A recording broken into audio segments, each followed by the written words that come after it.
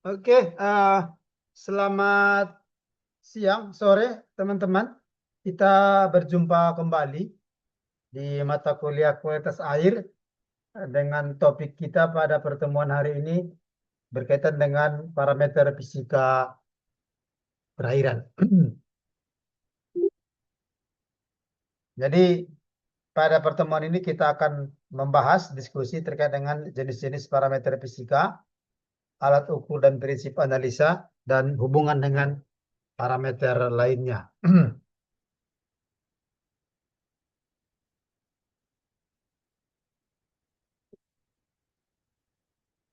Yang pertama, parameter fisika perairan. Yang pertama berkaitan dengan warna. Jadi, warna perairan itu ada dua. Yang pertama warna yang disebut dengan warna sesungguhnya, true color, warna asli, di mana warna asli ini disebabkan oleh zat-zat terlarut, murni zat terlarut. Sedangkan yang kedua, warna tampak, atau yang disebut dengan warna apparent color, di mana warna tampak ini disebabkan oleh bahan-bahan terlarut maupun tersuspensi. Warna tampak ini yang sering kita lihat penampakan secara kasat mata, misalnya warna terlihat warna hijau, warna keruh, coklat, bahkan merah dan seterusnya. Nah, warna asli atau true color itu warna sesungguhnya didapat setelah mengalami penyaringan, sehingga yang didapatkan adalah bahan terlarut. Sedangkan apparent color ini adalah bahan terlarut maupun yang tersuspensi. Apakah itu berupa TSS, TDS, pantulan, atau bahkan dasar atau substrat dasar perairan. Warna tampak ini misalnya kita melihat seperti nampak warna merah. Warna merah ini ada indikasi oleh banyaknya atau di perairan itu ditemukan kelompok plankton, misalnya Artemia, Oscillatoria, ataupun Euglena sanguinea. Kalau warna kehijauan itu Euglena. Kalau warna kuning gelap Serratium atau kelompok Dinoflagellata. Sedangkan warna biru mungkin karena air jernih, ultra oligotropik, ataupun memiliki bahan terlarut maupun tersuspensi rendah. Yang warna biru ini atau juga pantulan sinar matahari dari langit misalnya. Nah, ada lagi misalnya air rawa gambut atau humus, nampak kemerah-merahan, merah kehitaman, atau juga ada yang jernih. Ini tergantung dengan uh, bahan yang terkandung ataupun yang tersuspensi. Ini adalah warna yang kita ini tadi berbicara warna tampak, tampak merah, hijau, kuning, biru, dan lain sebagainya. Nah, kalau warna asli, warna sesungguhnya itu eh, kita melakukan pengukuran dengan menggunakan alat, apakah komparasi, skala Forel-Ule, atau kita menggunakan kolorimetri ataupun spektrofotometri. Artinya ini kuantitatif, ada angka. Satuannya PTCO atau CU, platinum cobalt atau color unit. Ini kira-kira gambaran alatnya. Eh, Kalau ini hanya visual warna jernih coklat hitam, mencocokkan kalau yang ini. Kalau yang alat seperti ini, kalau kolorimetri misalnya, ini adalah tampilan alatnya. Ini masih manual ya, layar. Jadi ini ada tadi sampel kita masukin di kupet ini. Ada bulb yang memantulkan cahaya yang seperti senter. Di sini ada filter. Nah, filter ini nanti begitu ditembakkan cahaya ini, seberapa banyak cahaya yang ditangkap oleh sensor.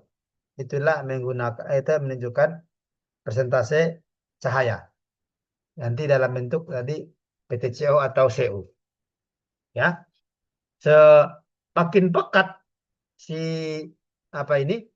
sampel ini tentunya cahaya yang dilewatkan akan semakin rendah. Sehingga nanti di sini apa namanya, angkanya akan semakin tinggi. Ini spektrofotometri, ini kupet tadi hampir sama. Ini adalah sumber cahaya tadi, pantulan cahaya. Di sini kalau tadi di situ kalau ini tadi filter, kalau yang ini adalah absorbans.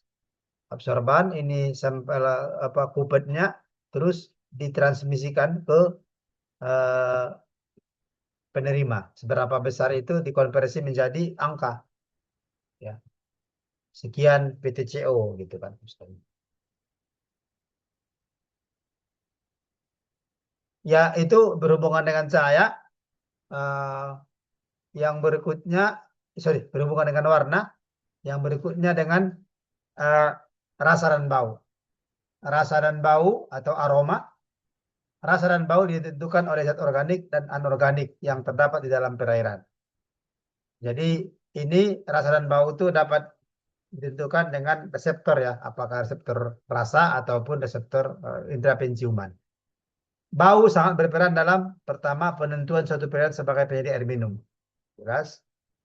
Eh, juga bau berperan dalam menentukan apa keindahan atau degradasi. Jadi ini juga cukup umum, ya, maksudnya ini bisa dilakukan oleh semua orang.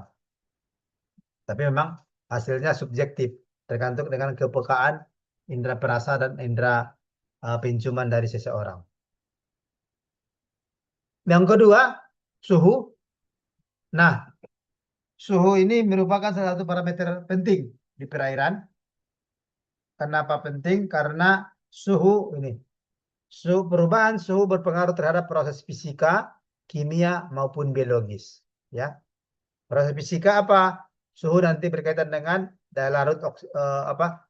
Berhubungan dengan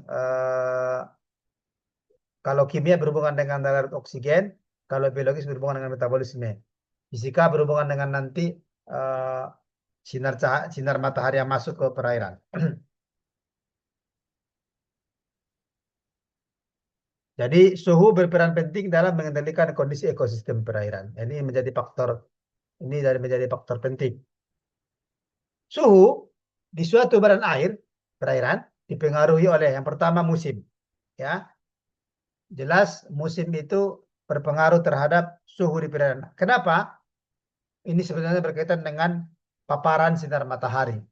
Kalau di kita cuma mungkin dua, musim panas atau musim musim panas atau musim kemarau, sembarau dengan musim hujan. Tentunya musim panas seperti saat ini, musim kemarau, paparan sinar matahari, lama sinar matahari dan intensitas sinar matahari jauh lebih tinggi dibandingkan dengan musim hujan yang lebih rendah. Demikian juga kalau di iklim subtropis misalnya lebih parah kalau dia musim salju yang cahaya jauh sangat rendah dibandingkan dengan musim panas dan berbeda dengan musim semi maupun musim gugur. Yang kedua, suhu dipengaruhi oleh lintang, ya. Lintang tinggi atau lintang rendah kita tropis. Kalau di lintang tinggi misalnya subtropis. Ini kenapa? Ini juga karena berhubungan dengan intinya suhu ini salah satu sumber utama suhu di permukaan bumi atau bahkan di perairan adalah dari keberadaan cahaya matahari. Kenapa cahaya matahari? Matahari memancarkan dua spektrum cahaya sinar yang kita lihat yang menerangi dan sekaligus ada gelombang panas atau bahang.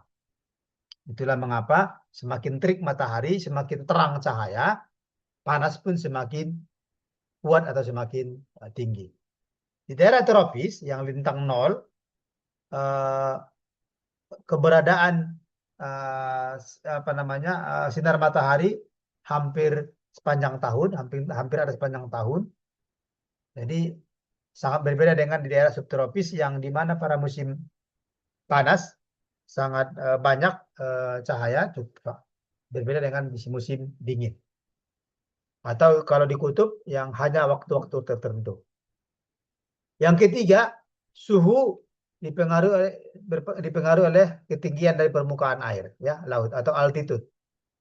Di daerah dataran rendah dekat laut lebih panas dibandingkan dengan di daerah misalnya pegunungan, di daerah dataran tinggi 10 meter, 1000 meter misalnya kayak di daerah-daerah Danau Toba atau mungkin kalau yang lebih tinggi lagi 2000 atau 3000 di pegunungan. Yang ketiga, waktu dalam hari. Waktu dalam hari ini juga berpengaruh karena berkaitan tadi sinar matahari antara pagi, siang, sore maupun malam hari. Yang berikutnya sirkulasi udara. Sirkulasi udara berkaitan dengan adanya angin, juga apakah angin membawa uap panas ataupun angin membawa uap dingin. Atau ya angin menggeser uap panas atau uap dingin. Atau hawa panas atau hawa dingin. Yang ketiga penutupan awan atau penutup kanopi ya. Kalau penutupan awan, kalau secara global. Atau penutupan pohon kalau di spot-spot tertentu. Misalnya di sungai atau di danau yang ada pohon teduh akan lebih dingin dibandingkan dengan yang langsung terik matahari. Ini pun awan, pada penutupan awan eh, suhu akan lebih rendah dibandingkan dengan tidak adanya penutupan awan. Adanya aliran air dan kedalaman. Ya, kedalaman air ini berkaitan dengan spektrum cahaya yang sampai ke kedalaman tertentu. Tentunya di bagian permukaan suhu akan lebih tinggi dibandingkan dengan kedalaman tertentu. Bahkan tapi tidak akan mencapai nol pada kedalaman dasar. Ini adalah beberapa faktor yang mempengaruhi suhu di badan air. Apa alat untuk mengukur suhu? Alat untuk mengukur suhu adalah termometer atau termistor atau kalau kita menggunakan alat diometer kita pasti akan menemukan termometer apa ya termistor atau termometer sensor yang dilengkapi dengan sensor suhu karena hal ini berkaitan dengan daya larut oksigen berhubungan dengan temperatur. Ini waktu pengukuran dicatat antara pagi, siang, sore atau bahkan malam.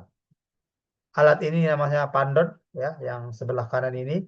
Ini alat untuk mengambil sampel pada kedalaman tertentu. Misalnya kalau alat kita panjang kabelnya itu hanya 10 meter, kita butuh mengukur suhu di kedalaman 20 meter, kita butuh alat untuk mengambil sampel di kedalaman 20 meter.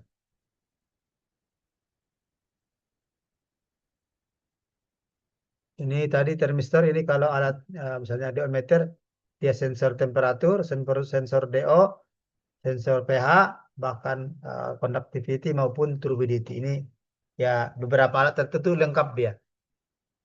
Ini biasanya semakin merah semakin panas, semakin biru semakin dingin.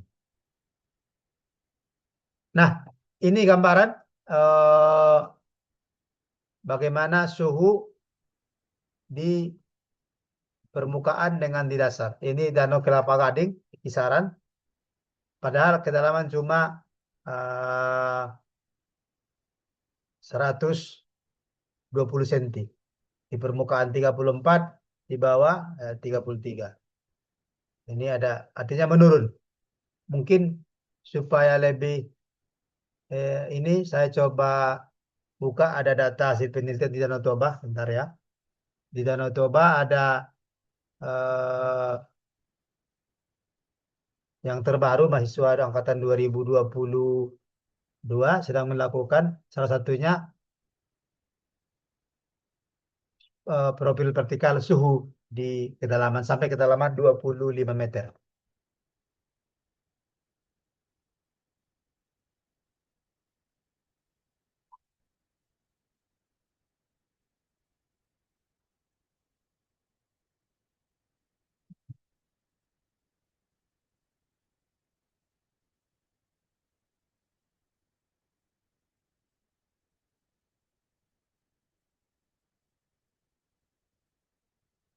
Nah,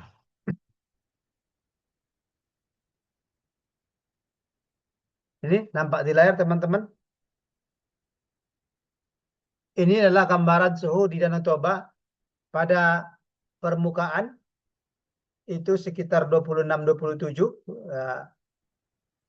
sampai di dasar menurun di kedalaman 5 meter 25 sampai ya kira-kira sekitar di 25 meter itu menurun dia dari 27 sampai 25.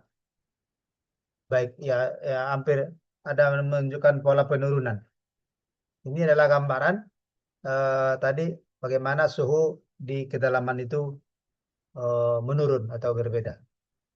Ini juga semua menurun TSS. Ini nanti oksigen juga dari 8, 6 menjadi 4 atau sampai 3. Demikian juga dengan pH. Dan kalau ini fluktuatif ya.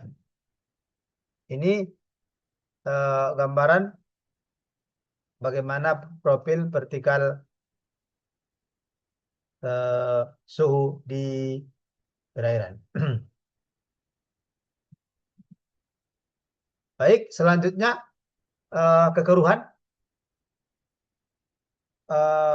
Kekeruhan dipengaruhi oleh bahan tersuspensi berupa koloid dan partikel halus. Padatan tersuspensi berkorelasi positif dengan kekeruhan. Atau tersuspensi itu kita mengenal dengan istilah TSS, Total Suspended Solid. Jika TSS-nya tinggi, umumnya berkorelasi positif dengan kekeruhan. Kalau TSS-nya tinggi, ukurannya akan naik atau akan tinggi. Dan kekeruhan akan berkorelasi negatif dengan kecerahan. Kecerahan itu adalah tingkat penetrasi cahaya matahari yang masuk ke perairan. Pada kedalaman berapa cahaya sampai masuk ke perairan. Jadi kalau dia keruh, kecerahannya akan rendah. Kalau dia keruh, TSS-nya akan tinggi. Apa alat untuk mengukur kekeruhan? Alat untuk mengukur kekeruhan adalah turbidimeter. Dengan satuan umumnya adalah Nephelometric Turbidimeter NTU atau FTU. Tapi yang lebih jarang umum adalah NTU. Nephelometric Turbidity Unit. Kalau FTU, Formation Turbidity Unit. Jadi sebenarnya pada prinsipnya NTU ini atau kekeruhan ini juga hampir sama seperti tadi kita mengukur warna. Jadi kita punya alat ini, di kuvet ini kita akan masukkan, dia akan memancarkan melewatkan cahaya. Seberapa banyak bahan-bahan tadi ini terlarut ini, tersuspensi ini, cahaya tentunya yang terlihat akan semakin sedikit. Sehingga angka di alat ini akan semakin besar, akan semakin tinggi. Alat lain tapi ini sudah jadul, JTU, Jackson Turbidity Unit. Ini dia dulu menggunakan teropong ya, seberapa cahaya yang dapat dilihat di lampu ini. Jadi untuk air minum yang bagus adalah 5 sampai ya sebenarnya di bawah 5 NTU dengan kadar alamiah 5 sampai 25 NTU. Kalau kolam renang sebaiknya tidak lebih dari 30 NTU. Kalau demikian juga untuk biota air laut. Yang berikutnya kecerahan. Kecerahan adalah atau disebut dengan transparansi jarak pandang sampai kedalaman tertentu. Jarak pandang kita di mana alat capping stage itu kita masukkan seberapa jauh, seberapa dalam dia. Ditentukan secara visual dengan menggunakan CCDs. Pengukuran sebaiknya pada waktu cuaca cerah, matahari tidak tertutup oleh awan ya. Jadi nilai kecerahan dipengaruhi oleh keadaan cuaca ya, terutama apakah dia misalnya ada penutupan awan ataukah dia pada segala macam. Waktu pengukuran apakah siang, sore atau pagi, kekeruhan dan padatan tersuspensi. Serta ketelitian orang yang melakukan pengukuran. Artinya ini karena kita menggunakan mata, ya ada bias tentunya. Berbeda-beda antar orang. Ini alatnya. Ini disebut dengan capping seci. Ya. Ini sederhana sebetulnya. Kira-kira diameter 30 cm. Dikasih warna hitam putih selang-seling. Ini kita masukkan ke dasar, ke darat, ke air, ke dasar. Sampai berapa nampak perbedaan antara hitam putih ini. Seberapa kalau nggak nampak ya sudah itulah tingkat kedalaman. Kalau kita menggunakan persen tinggal kita bagi kedalaman sesi sama berapa kedalaman. Kira-kira seperti ini. Kita masukkan ke ini sampai nampak perubahan ini, perbedaan hitam putih ini di air. Sampai sini ada pertanyaan teman-teman? Lanjut. Berikutnya padatan di perairan. Parameter fisika lainnya yang disebut dengan padatan, tentunya kita mengenal nanti istilah TSS maupun TDS. Sebelum itu kita mengenal padatan total atau yang disebut dengan residu adalah bahan yang tersisa setelah air sampel mengalami evaporasi dan pengeringan dengan oven pada suhu tertentu. Residu adalah kandungan total bahan terlarut dan tersuspensi dalam air. Ya. Nah, sebagian besar dari bikarbonat yang merupakan ion-anion utama di perairan telah mengalami transformasi menjadi karbon dioksida selama penentuan residu. Kenapa? Karena sudah dipanaskan dengan di oven. Sehingga diharapkan karbon dioksida dan gas-gas lainnya yang menghilang pada saat pemanasan tidak tercakup dalam nilai padatan total. Jadi berbicara padatan total, kita berbicara tiga. Yang pertama ada padatan terlarut dengan diameter 10 pangkat minus 3 mikron, ya. Atau kalau dalam bentuk mili 10 per sejuta, ya. Kalau koloid 1 sampai 10 pangkat minus 3 mikron atau per sejuta sampai per 1000. Tersuspensi adalah di atas 1 atau di atas 1000 per 1000 milimeter. Inilah klasifikasi padatan yang di perairan. Nah, sehingga kita akan mengenal yang pertama padatan total suspensi atau TSS, Total Suspended Solid. Apa itu TSS? TSS adalah bahan-bahan tersuspensi dengan diameter lebih dari 1 mikron yang tertahan pada saringan miliopor dengan diameter pori 0,45 mikron. Jadi, pertama kalau kita punya sampel air, kita saring dengan miliopor 0,45, hasil saringan inilah TSS, yang terlewat itu TDS, yang larut. TDS kira-kira contoh kalau kita ini kan pasir atau lumpur di dalam air, atau mungkin teh celup, kalau ada serbuk-serbuknya itulah TSS. Tapi kalau teh yang sudah larut dalam air yang warna kuning itu terlarut namanya. Atau kalau kopi, bubuk kopi itu menjadi TSS. Kalau yang sudah larut dalam air menjadi hitam itu menjadi TDS. TSS terdiri dari lumpur dan pasir halus serta zat renik. Sumber dari TSS yang utama adalah kikisan atau anak atau erosi tanah yang terbawa ke baran air. Jadi yang paling besar pengaruh TSS itu adalah adanya erosi. Makanya kalau pada sungai-sungai yang ya apa namanya sekitarnya tidak hutan lagi, yang sering mengalami longsor, itu pasir semua. Bahkan kemarin kita melihat waktu banjir bandang kemarin kan selalu kita melihat tuh yang isinya malah bahkan pasir atau bahkan lumpur. Sampai-sampai ya rumah itu tertimbun tanah. Ya ini karena dia bahan tanah atau erosi tanah. Sedangkan TDS di solid adalah bahan-bahan terlarut tadi diameter lebih dari kurang dari 10 milimeter minus atau per sejuta, dan koloid artinya kalau terlarut itu termasuk koloid berupa senyawa-senyawa kimia dan bahan-bahan lainnya yang tidak tersaring. Tadi kalau kita tersaring kan dia yang terlewat. Jadi dia larut. Ini seperti kalau kita melihat teh.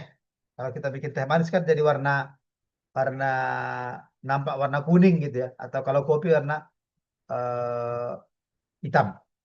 Itu kan yang larutnya, tapi kan ada serbuknya. Serbuknya tadi TDS yang larut itu menjadi TDS. Sumber asal TDS adalah bahan organik berupa ion-ion yang umum dijumpai di perairan. Ya. Jadi TDS itu adalah bahan-bahan yang larut berupa ion-ion yang sering dijumpai di perairan. Ini dia. Apa ion-ion yang ditemukan di perairan itu? Kita mengenalnya pertama major ion atau ion utama, atau minor ion atau ion secondary ion. Apa ion utama itu? Dari kelompok sodium atau natrium, kalsium, magnesium, bikarbonat, sulfat, dan klorida. Sementara dari secondary ionnya itu termasuk besi, Sr, potasium atau kalium, karbonat, nitrat, fluorida, boron, dan termasuk silika. Jadi inilah ion-ion yang larut di dalam air. Inilah bahan-bahan penyusun eh, TDS tadi. Nah, kalau kita melihat warna misalnya di rawa, besinya tinggi, warna apa namanya, warna kuning ya, misalnya. Jadi pada tadi itu tadi total solid, apakah TSS itu tersaring dan TDS itu yang lewat ya. Jadi pada tadi ini alat pengukurnya dulu disebut dengan metode gravimetri yang sudah disaring, diuapkan atau dipanaskan dan ditimbang. Inilah yang disebut dengan metode gravimetri. Meskipun sekarang ya ada alat namanya TDS meter, ya tinggal kita masukkan sensor, dia akan mengukur. TDS meter misalnya sudah sekaligus menghitung daya hantar listrik, conductivity. Jadi padatan ini terdiri dari organik dan anorganik. Organik itu bahan organik terlarut maupun bahan organik terpartikel, POM. DOM dan POM. Ini jarang kita ini, agak susah mengukurnya. Yang sering kita ukur itu adalah ini, anorganik ini, terlarut dan dari suspensi. Ini tidak perlu, nggak usah. Ada hubungan TDS dengan salinitas. Kenapa salinitas itu asin, itu nilai TDS-nya sangat tinggi. Apa yang larut itu bahan-bahan terlarut sangat tinggi. Bahkan sampai 10.000 sampai 100.000 atau ada yang bahkan di atas 100.000. Nah, air tawar nilai TDS-nya itu sangat jarang di atas 1.000. Berapa kali saya mengukur paling-paling tinggi 100-an. Ya, kalau asin ya tergantung atau payau tergantung dari tingkat salinitasnya. Jadi kenapa? Ya salinitas ini juga bahan-bahan terlarut. Walaupun yang paling umum yang terlarutnya adalah kalau asin itu ini antara eh, natrium ini, natrium klorida. Cl mana? NaCl ini, natrium klorida. Inilah prinsip utama kenapa dia menjadi asin. Yang berikutnya yang kita sebut dengan konduktivitas atau daya hantar listrik. Ya, daya hantar listrik adalah gambaran numerik dari kemampuan air untuk meneruskan aliran listrik. Itulah mengapa air itu juga bersifat menghantarkan listrik. Kalau kita setrum, ya air itu menghantarkan listrik. Beda mungkin dari eh, kalau jenis-jenis lainnya. Semakin banyak garam-garam terlarut yang dapat terionisasi, semakin tinggi pula nilai DHL-nya. Artinya air laut lebih kuat menghantarkan listrik dibandingkan dengan air tawar. Selanjutnya, reaktivitas atau bilangan valensi dan konsentrasi ion terlarut sangat berpengaruh pada nilai dihantar listrik.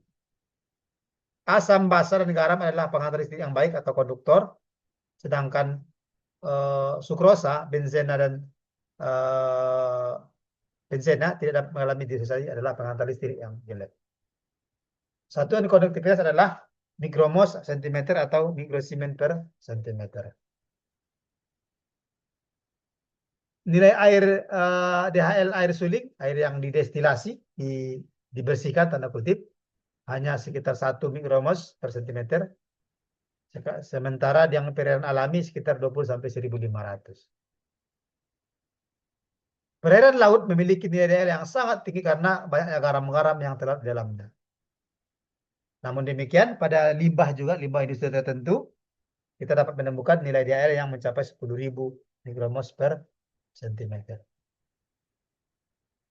Ini adalah hubungan DHL sama TDS, eh, di mana nilai TDS dapat diduga dengan mengalihkan nilai DHL dengan 0,55 atau 75. Ini berdasarkan apa, CCME ya, Canadian Water Quality Guideline. Nilai TDS biasanya lebih kecil daripada nilai DHL karena bahan-bahan yang mudah menguap tidak terukur pada penentuan nilai TDS. Karena pada penentuan nilai TDS melibatkan proses pemanasan.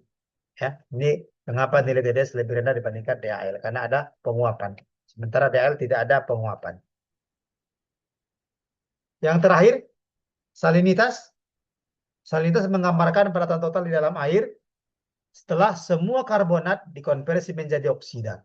Semua bromida dan iodida digantikan oleh klorida dan semua bahan organik telah teroksidasi sempurna. Ya. Salinitas adalah gambaran padatan total dalam air setelah karbonat dikonversi menjadi oksida. Semua bromida dan iodida digantikan oleh klorida dan semua bahan organik telah teroksidasi dengan sempurna. Nilai salinitas dipengaruhi oleh ion-ion yang terlarut di dalam perairan.